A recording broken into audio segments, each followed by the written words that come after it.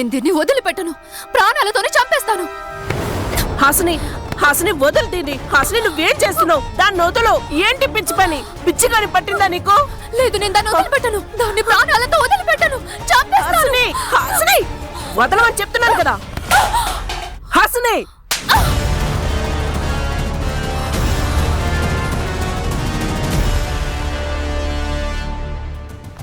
నేను చెప్పేది వినమ్మా. నేను నీ మాటకి వ్యతిరేకం కాదు. నేనెప్పుడూ నీతోనే ఉంటాను. తన ఫ్యామిలీ ఎలాంటిదైనా కూడా అవినాష్ మాత్రం చాలా మంచివాడు. హాసిని, నువ్వు ఆ పల్లెటూరు అమ్మాయికి ఎందుకంత అవకాశం ఇస్తున్నా? ఆ అమ్మాయి తను చేసే మాయలో మన అవినాష్ని ఇరికించేలా. తల్లి, అమ్మా నువ్వు ఇప్పుడు మనసుతో ఆలోచించుకో. కొంచెం నీ బుర్ర పెట్టి ఆలోచించు. నేనేం చెప్పాలనుకుంటున్నానో అర్థమవుతుందా?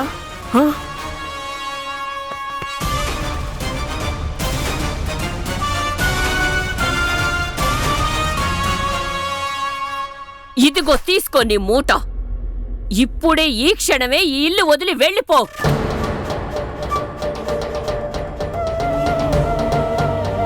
ఈ రోజు నువ్వు హాసిని ఇంటికి వెళ్లి చేసిన తమాషా తరువాత మేము నిన్ను ఒక్క క్షణం కూడా ఇంట్లో భరించం. అర్థమైందా? ఇప్పుడే వెళ్ళు, వెళ్ళు. కానీ నేను వెళ్ళలేను. నేను 3 నెలల డబ్బులు ఒకేసారి తీసుకున్నాను. ఒకవేళ నేను వెళ్ళిపోతే మీ అప్పు ఎలా తీరుస్తా? మాఫీ చేశాను, అప్పుని మాఫీ చేశాను. మా వైపు నుండి బహుమతి అనుకుని ఉంచుకో. కానీ ఈ ఇల్లు వదిలి ఈ క్షణమే బయలుదేరు. లేదు లేదు, అప్పు తీర్చడం నా బాధ్యత. అప్పు తీర్చడంలోనూ బాధ్యత నెరవేర్చడంలోనూ ఎప్పుడు వెనుకాడను. అయ్యో, అసలు సిగ్గనేదే లేదు ఈ పిల్లకి. ఇంత జరిగిన తర్వాత కూడా ఇంకా ఇక్కడే నిలబడుంది, బయటికి పోకుండా. హాసిని అమాయకురాలు.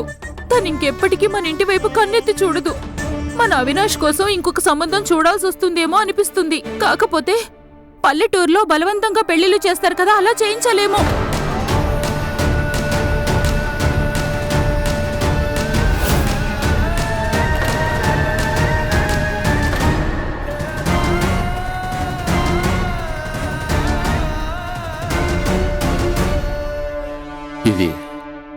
ఇదంతా నీ వల్లే జరుగుతుంది.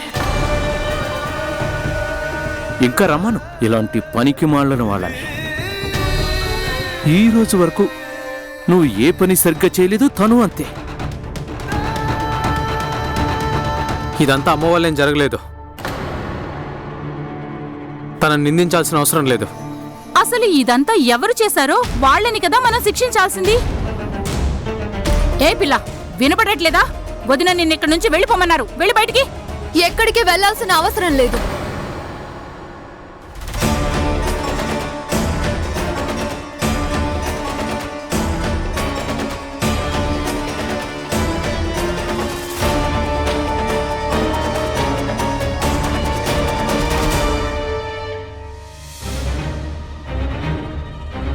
జమునా,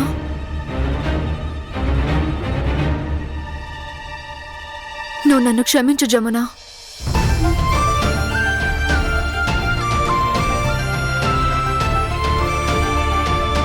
నువ్వు నా మంచే కోరావు, నా బంధం గురించి ఆలోచించావు, ఇంకా నువ్వు నా పెళ్లి గురించి ఆలోచించావు. నువ్వు ఇంత చేశావు, కానీ బదులుగా నేను నీకు చేసింది అది కరెక్ట్ కాదు. నేను తప్పు చేశాను. కానీ జమునా, నువ్వు నా కళ్ళు తెరిపించావు. అందుకే నేను పెద్దమ్మ గారి ముందు, ఈ ఇంట్లోని పెద్దలందరి ముందు నేను చేసిన తప్పుని ఒప్పుకొని మన బంధాన్ని తెంచుకోవాలనే నిర్ణయాన్ని వెనక్కి తీసుకుంటున్నాను.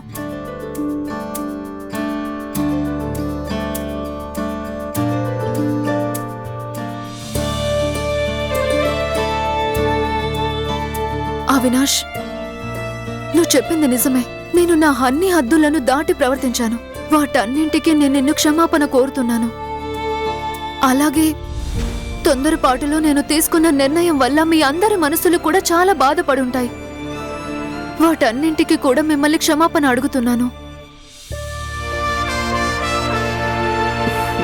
హాసిని, అమ్మ ఇంతటి వివేకాన్ని ప్రదర్శించి నువ్వు మాకు నమ్మకాన్ని కలిగించావు. నువ్వే మా వంశానికి రావడానికి తగిన దానివి. ఇక మా అల్లుడికైతే ఇంతకంటే మంచి భార్య దొరకదు.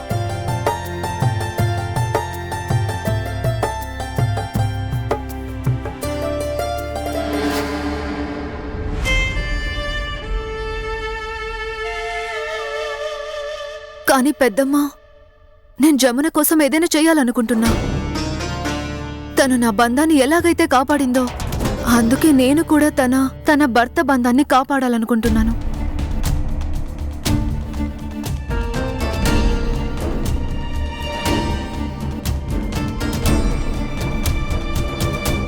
రేపు నువ్వు జన్మాష్టమి కంటే ముందే నువ్వు నీ భర్తని ఇక్కడికి పిలిపించి తనతో సింధూరం వేడుక జరిపించుకో.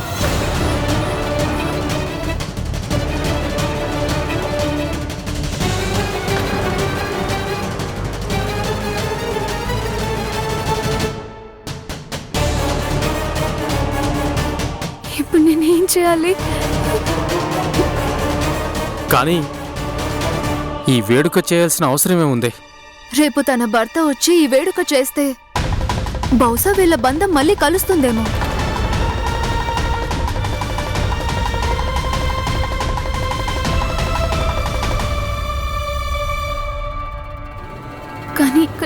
కానీ ఆయన ఇక్కడికి రాలేరు. లేదు, అతను రావాల్సిందే.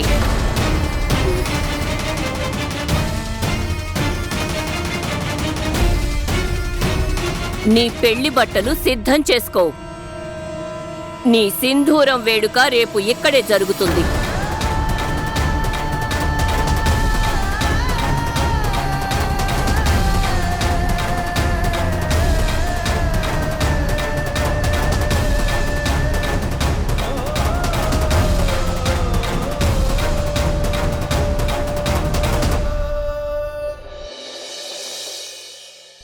ఏం చేయాలి? డాక్టర్ బాబాయ్ నా భర్త అని ఇంట్లో వాళ్ళకి చెప్పలేను. మరి రేపు వాళ్ళతో ఏం చెప్పాలి? నా భర్త ఎందుకు రాలేదంటే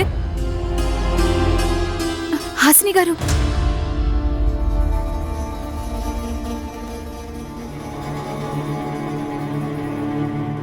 హాసిని గారు, మీరు నన్ను క్షమాపణ అడిగారు, నాకు గౌరవాన్నిచ్చారు, మరియు ఈ బంధాన్ని కూడా నిలబెట్టారు. ఇది నాకు చాలు హాసిని గారు. రేపు మీరు సింధూర్ వేడుక జరపాల్సిన అవసరం అస్సలు లేదు.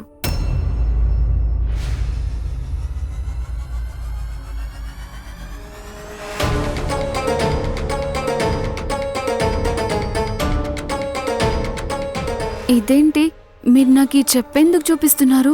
చెప్పు కాదు, నీకు అద్దం చూపిస్తున్నాను.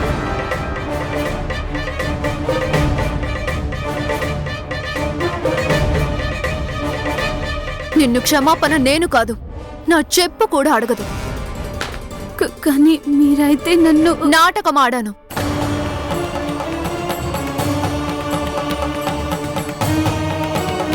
నీకు హీరోయిన్ అవ్వాలని ఆశగా ఉంది కదా, అందుకే నీ నాటకాన్ని నీ మీదే ప్రయోగించాను. అయినా నాకు చాలా బాగా తెలుసు నీకు మొగుడనేవాడే లేడని.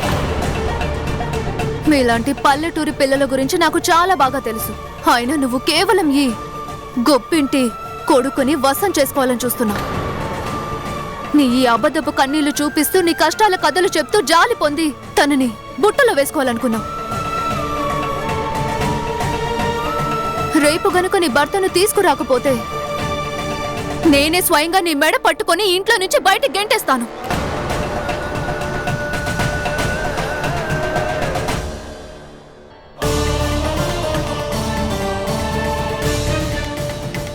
ఒకవేళ నువ్వు పొరపాటున నీ భర్తను తీసుకొచ్చినా నీ భర్తకి డబ్బులిచ్చి నిన్ను అతనితోనే తిరిగి పంపించేస్తాను.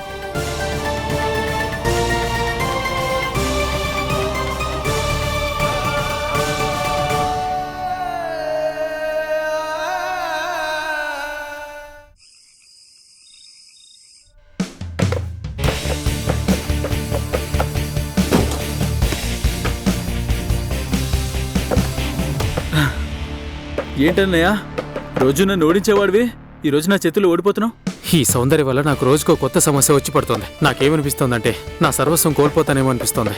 నాకెప్పుడు విముక్తి కలుగుతుందో ఏమో. అయ్యో, అంతకంటే విముక్తి ఎందుకు కావాలి? రేపు నీ సింధూర్ పూజ వేడుక జరగబోతుందిగా, గుర్తులేదా?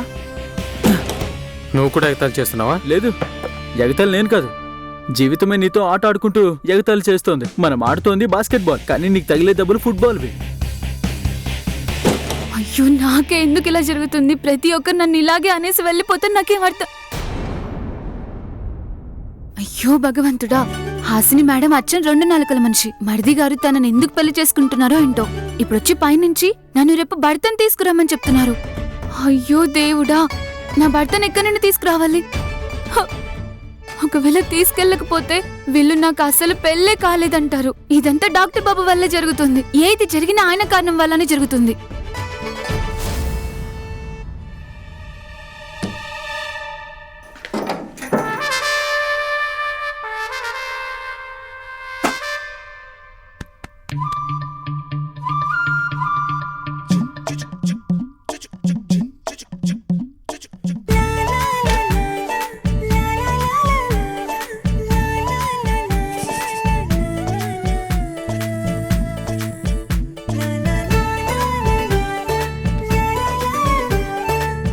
ఇలా మూతి తిప్పి చూస్తారు కదా మీరు డాక్టర్ బాబు.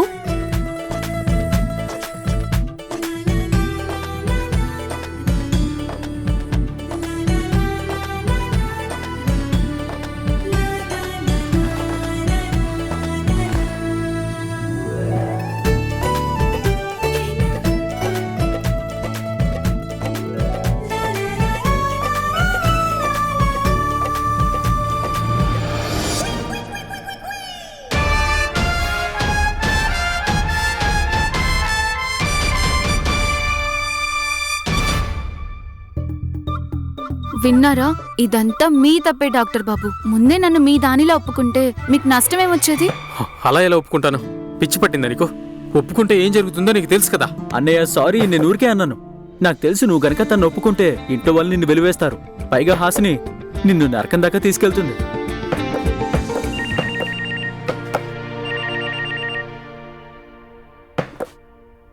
ఈ అకౌంటెంట్ ఇప్పుడెందుకు కాల్ చేస్తున్నాడు? బహుశా ఇది ముఖ్యమైన పని అనుకుంటా. అన్నయ్య, ఇప్పుడు మీకు అకౌంట్స్తో పనేంటి? తనతో నేను మాట్లాడతాను. మీరు సౌందర్య అనే ప్రాబ్లంని ఎలా దూరం చేయాలో ఆలోచించండి. చెప్పండి. తప్పకుండా, ఖచ్చితంగా. మీకు పర్మిషన్ అన్నీ ఇచ్చారు కదా, మీరు పని మొదలు పెట్టండి. అలాగే. ఇక్కడ అన్నయ్య సౌందర్య ప్రాబ్లంలో ఇరుక్కొని ఉంటే నేను అకౌంట్స్ని తారుమారు చేస్తాను. నేను ఒప్పుకుంటాను. నా వల్లే తప్పు జరిగింది. నేను మీ ఇంట్లోకి పని మనిషిగా వచ్చాను. నన్ను క్షమించేసేయండి. మీ కాళ్ళు పట్టుకుంటాను, చెవులు పట్టుకుంటాను. క్షమించండి. మీరు ముందే నన్ను వదిలేసి వెళ్లకుండా ఉంటే నేను ఇంటి కోడలుగా వచ్చేదాన్ని కదా. ఇదంతా మీ వల్లే జరిగింది. ఇది మీ తప్పే. ఏంటి నా తప్ప? అరే, ఈ టిన్నబ్బ మాట్లాడుతుందేంటి? ఇది నిజంగా డాక్టర్ బాబులా మారిపోలేదు కదా. హే, అది కాదు, నేను మాట్లాడుతున్నా.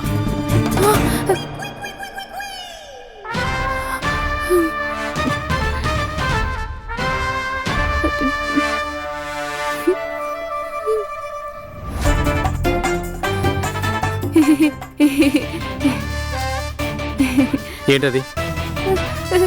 ఏం లేదు. జరుగు. ఏంటది? నేను అడుగుతున్నా, ఏంటో చూపించు. జరగమన్నానా?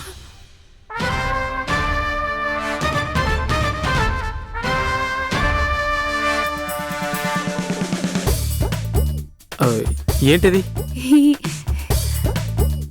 మీరే. నేను ఇలా కనిపిస్తున్నానా? నేనా ఇది? నువ్వు ఇక్కడ ఏం చేస్తున్నావు? కళ, చిత్రకళ. ఇక్కడ కూర్చొని ఇదంతా చేస్తున్నావా? పైగా నా మీద నిందలేస్తూ నన్ను దోషించేస్తున్నావు. నిజమేంటంటే తప్పు నేను చేయలేదు, అన్నీ నువ్వే చేశావు. ఒకవేళ నువ్వు నీ ఫ్యామిలీ నాకు బలవంతంగా పెళ్లి చేయకపోయి ఉంటే ఈ రోజు ఈ పరిస్థితి వచ్చేది కాదు. రేపు ఆ పూజకి ఎవరిని తీసుకొద్దాం అనుకుంటున్నావు? ఎందుకంటే నేను మాత్రం రాను. అయ్యో, అలా ఎలా ముందుకు రారు? ఇంత మంచి ముఖం పెట్టుకుని సిగ్గుపడుతున్నారు.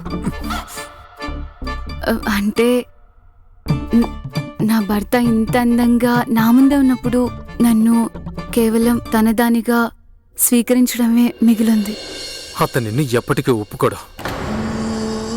నిన్ను తిరిగి వెళ్ళిపోమన్నాను కదా, కానీ నీకు పట్టుదల ఎక్కువైంది. ఈ విషయంలో నీకు ఎలాంటి సహాయం చేయను. ఈ సమస్యను నువ్వే కొని తెచ్చుకున్నావు, దీని నుండి నువ్వే బయటపడాలి, అర్థమవుతుందా? చూడండి డాక్టర్ బాబు, మీరు ఇలా చేయడం అస్సలు కరెక్ట్ కాదు. నేనే కరెక్ట్. ఆ! ఆ!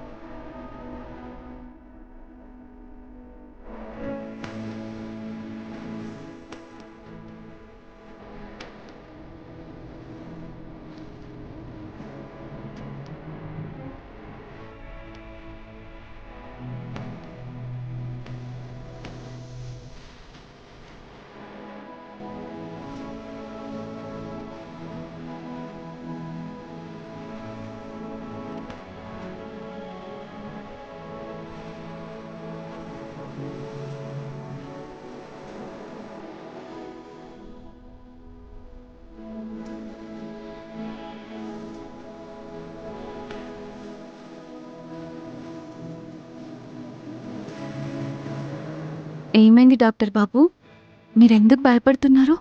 ఈ ఈ ఈ బొద్దింక నీకు కనిపిస్తుందా? దాన్ని కొంచెం పక్కన పడేవా? అయ్యో, మీరు దీనికి భయపడ్డారా? ఏంటి డాక్టర్ బాబు, మీరు ఈ బొద్దింకకు భయపడుతున్నారు?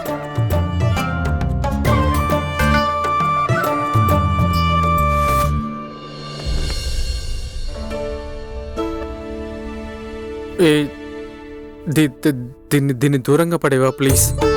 నేను చూసుకుంటాను.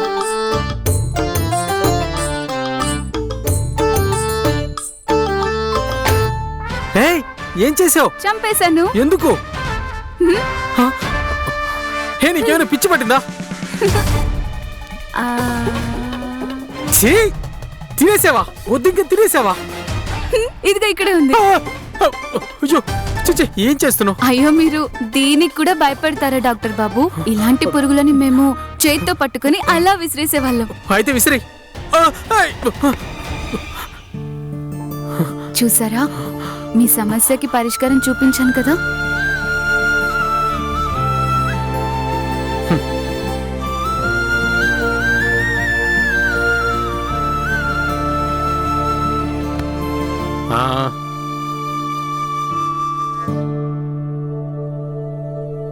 అయినా నీకు సమస్యల్ని పరిష్కరించడం అంటే చాలా ఇష్టం కదా. ఇప్పుడు వెతుకు పరిష్కారం, బయటపడు. నీ భర్తను అందరి ముందుకు తీసుకురావాలనే గండం నుంచి.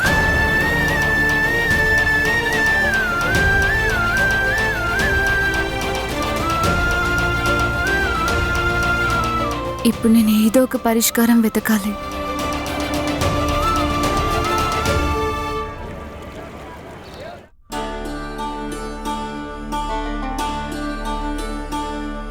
అందరూ వచ్చేసారు గాని రావాల్సిన వ్యక్తి మాత్రం రాలేదు. తనెక్కడా?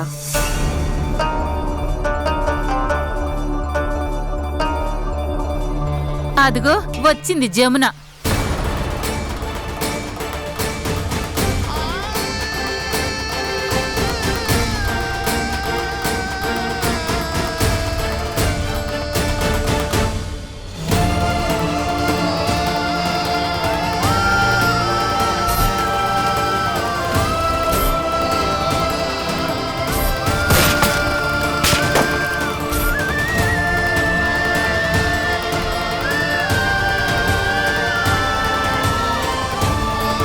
రా జమున, ఈ వేడుక జరపడానికి మేమంతా నీకోసం ఎదురు చూస్తున్నాం. నీ భర్త ఎక్కడా కనిపించట్లేదు. అవునవును, నీ భర్త రాబోతున్నాడు కదా.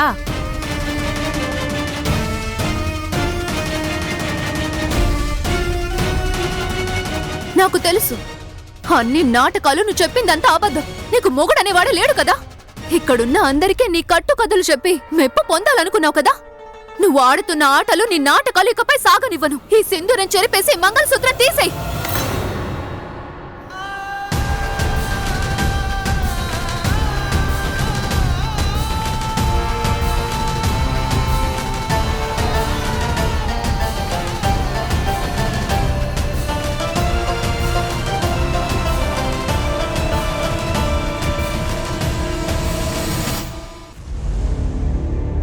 నేను ఎలాంటి అబద్ధం చెప్పలేదు. నాకు భర్త ఉన్నాడు. ఉంటే పిలవచ్చుగా మరి.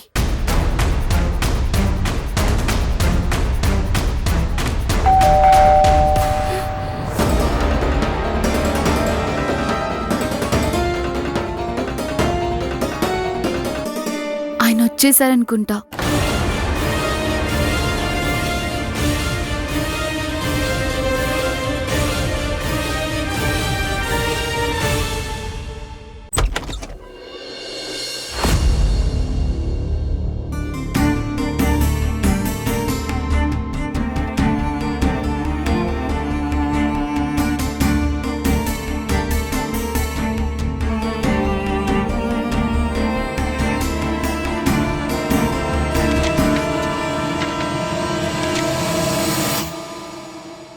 ఇదిగోండి, ఇదే నా భర్త ఫోటో.